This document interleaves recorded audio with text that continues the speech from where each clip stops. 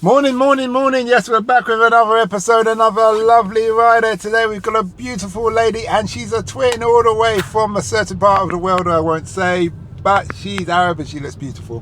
She's going to talk to us about why she come to England, what she's been doing here, and just her life journey and see what we can have and what we can learn. So nice to have you here today, Sally.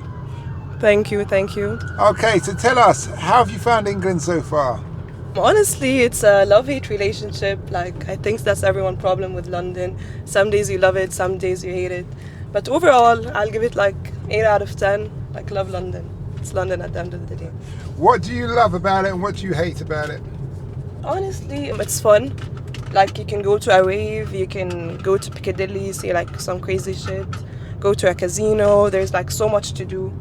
So you're never bored. Plus you're meeting people, you can talk to everyone on the tube, anywhere, so you're educating yourself, so it's nice being social, whatever. What I hate about it, honestly now, it's crazy expensive, like rent. Everyone I know is struggling to find a flat to live in. Electricity bill has increased a lot.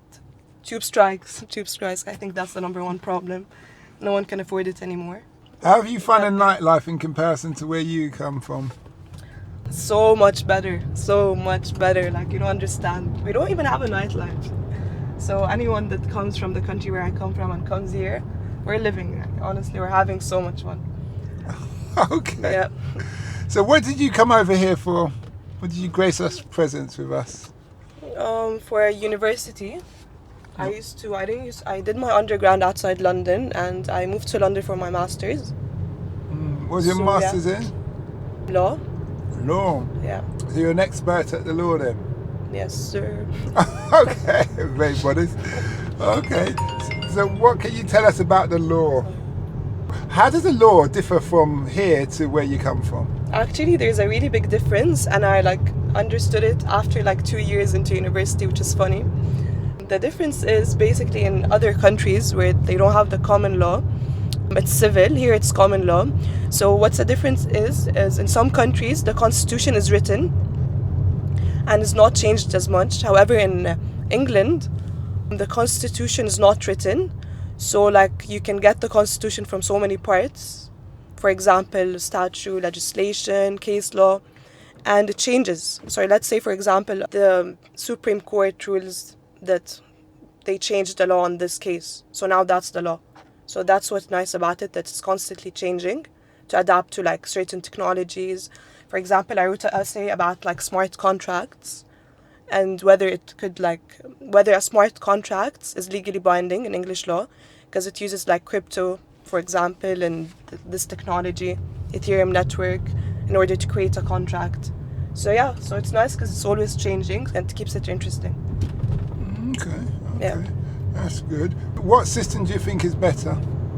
Honestly, I think the common law is better because I feel it's more democratic in a sense, if you get me, because people can actually go to court. For example, when Brexit happened, some people went to court and they sued governmental institution for it. The whole point was in the UK, Parliament makes the law, not the court.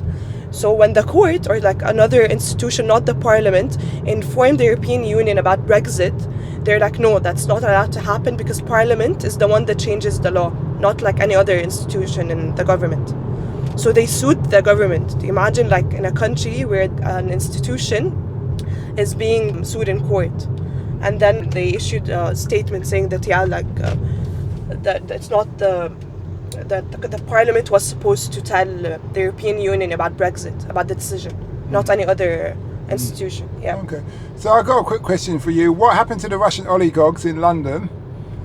Do you reckon that's legal? Do you reckon that's going to be a comeback where after the Ukraine issue settles down that these oligarchs are going to be able to sue the British government? Honestly, that situation is so complicated in so many ways. But I don't think they will because there's so much shit going on, so it's not their top priority now. They have so many things they need to deal with now, but yeah, I don't think anyone has full set of facts in order to give an opinion yet. So yeah, it's so hard to form an opinion because we don't have the facts yet and we don't know what's exactly going on. It's shady, Yeah. Okay. Yeah. Well, thanks a lot for that. Thank you. And we wish you well. Thank you so much. We hope that episode enhanced your life. We post an interview every day as well as vlogging on our social media channels. Don't forget to subscribe to get our latest episode.